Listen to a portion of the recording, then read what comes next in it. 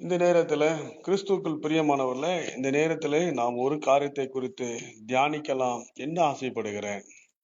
கொலைசரின் புஸ்தகம் 3வது அதிகாரம் 15வது வசனத்தை நீங்கள் வாசித்து பார்த்தால் அதிலே ஒரு காரியம் போடப்பட்டிருக்கு. நீங்கள் நன்றி உள்ளவர்களா இருங்கள் என்று வேதம் நமக்கு சொல்லுகிறது. பிரியமானவர்களே, நாம் எந்த ஒரு காரியத்திலுமே தேவனுக்கு நன்றி செலுத்துகிறவர்களாய் இருக்க வேண்டும் என்று வேதம் நமக்கு எச்சரிக்கிறது. பாருங்கள், நம்முடைய வாழ்க்கையிலே நீங்கள் தேவ வசனம் உங்கள் இருதயங்களில் ஆளக்கடுவது, இதற்கென்றே நீங்கள் ஒரே சரீரமாய் அழைக்கப்பட்டீர்கள், நன்றி அறிவுள்ளவருமாய் இருங்கள் என்று ஆண்டவர் சொல்லுகிறார். நம்முடைய வாழ்க்கையிலே அநேக நேரங்களிலே நாம் நன்றியறிதல் உள்ளவர்களாய் காணப்படுகிறோமா என்பதை குறித்து சற்று தியானிக்கலாம் என்று நான் ஆசைப்படுகிறேன். ஒரு சமயத்துல ஒரு ராஜா ஒருவர் இருந்தார். அந்த ராஜாவுடைய வாழ்க்கையிலே அவர் தினந்தோறும் பிச்சைக்காரர்களுக்கு அவர் உதவி செய்கிறவராய் காணப்பட்டார். அப்போது ஒரு வாலிப பிச்சைக்காரனும் ஒரு வயது மீந்த பிச்சைக்காரனும் அந்த ராஜாவுடைய அரண்மனைக்கு வருவார்கள். அப்போது அந்த வாலிபன் சொல்லுவான், ராஜாவே வாழ்க என்று சொல்லுவான். அந்த வயது முதிர்ந்தவர் சொல்லுவார், இயேசு கடவுளுக்கு நன்றி, இயேசுவுக்கு மகிமை, கர்த்தருக்கு ஸ்தோத்திரம் என்று சொல்லுவார். இதை கேட்ட ராஜாவுக்கு ரொம்ப சந்தேகம் ஏற்பட்டது. நாம் கொடுத்திருக்கிறோம், இவன் கர்த்தருக்கு நன்றி என்று சொல்லுகிறானே என்று சொல்லி, இதை எப்படி என்று சொல்லி அவருக்கு சின்ன விசனப்பட்டவராய் காணப்பட்டார். சில நாட்கள் கழித்தது. மீண்டும் இப்படியே அவர்கள் சொல்லிக் கொண்டிருந்தார்கள். இது எப்படி இவர்களுக்கு பாடத்தை புகட்டுவது என்று சொல்லி அவருக்கு ஒரு ஆசை காணப்பட்டது. ஒரு சமயத்துல அந்த ராஜா என்ன பண்ணினார், ஒரு தங்க காசுகளை முடியலை ஒரு ரோட்டிலே போட்டு 2 பேரையும் அந்த வழியாக நீங்கள் போங்கள் என்று சொல்லி முதலாவதாக அந்த வாலிபனை அனுப்பினார். 2வதாக அந்த முதியவரை அனுப்பினார்.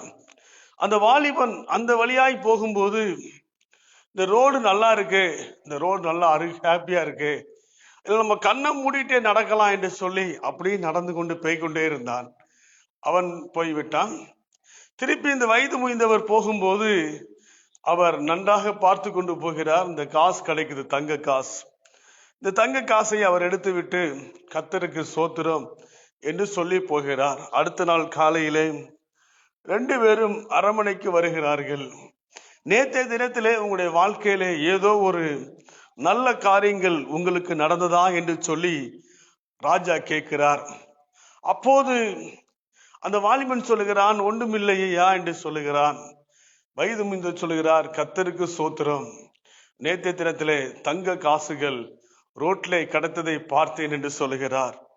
உடனே ராஜாவுக்கு இன்னும் பெரிய ஒரு கோபம் ஏற்பட்டு விட்டது. அடுத்த நாளிலே ஒரு பெரிய பூசணிக்காய் எடுத்து அதில் வெள்ளி பணங்களை வைத்து அந்த வாலிபன்ட்டை கொடுத்து நீ கொண்டு போய் என்று சொல்லுகிறார். இவன் உள்ளே வெள்ளி பணம் இருப்பதை இவன் அறியாதபடி ஒரு இடத்துல போய் இப்படி போய் கொண்டிருக்கும் போது இது விலைக்கு வேணுமான்னு கேட்டு அவனுக்கு கொடுத்து விடுகிறான். சில காசுகளை வாங்கிவிட்டு வந்துடுதான். அப்போ அந்த வழியாய் போய் அந்த முதியவரும் அந்த வழியாய் போகிறார். அப்போது அந்த முதியவரை பார்த்து அந்த பூசணிக்காய் வாங்கினவர் சொன்னார், ஐயா, இந்த பூசணிக்காவை நீங்கள் வீட்டுக்கு சமையல் பண்ணுங்கள் என்று சொன்னார். உடனே அவர் வீட்டிலே வந்து சமையல் பண்ணிக்கிறதுக்கு உடைக்கும் போது உள்ளே வெள்ளி காசு காணப்பட்டது.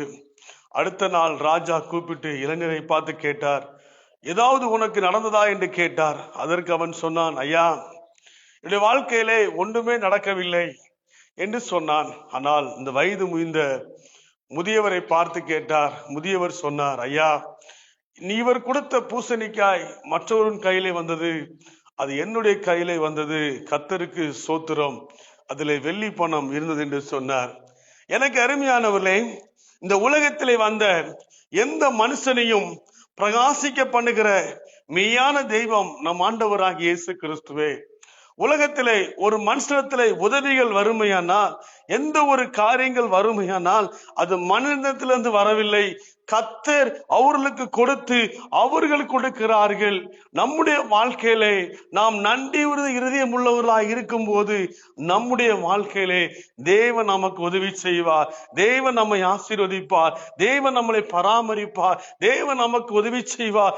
எல்லாவற்றுக்கும் சோத்திரம் செலுத்தவும் துதிக்கவும் அவருடைய நாமத்துக்கு ஒன்றுக்கு நாம் மகிமைப்படுத்தும் போது கர்த்தர் நம்முடைய வாழ்க்கையிலே அவர் அற்புதங்களை செய்கிறவராக இருக்கிறார், அவர் அதிசயங்களை செய்கிறவராக இருக்கிறார், நம்முடைய நாமத்திலே அவர் மகிமைப்படுத்துகிறவராக இருக்கிறார்.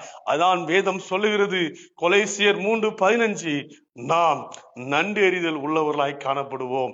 இன்றைக்கு உங்களுடைய வாழ்க்கையிலே ஏதோ ஒரு காரியத்திலே நீங்கள் சோர்ந்து போயிருக்கலாம், ஏதோ ஒரு காரியத்திலே கவலையோடு இருக்கலாம்.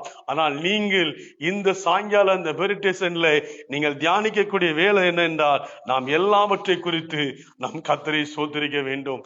எது நடந்தாலும் கர்த்தருக்கு ஸ்தோத்திரம். நாம் துதிக்கும் போது, கர்த்தருக்கு தேங்க்ஸ் கிவிங் பண்ணும்போது கர்த்தர் இன்னும் நம்மை கொடுத்து ஆசீர்வதிப்பாராக.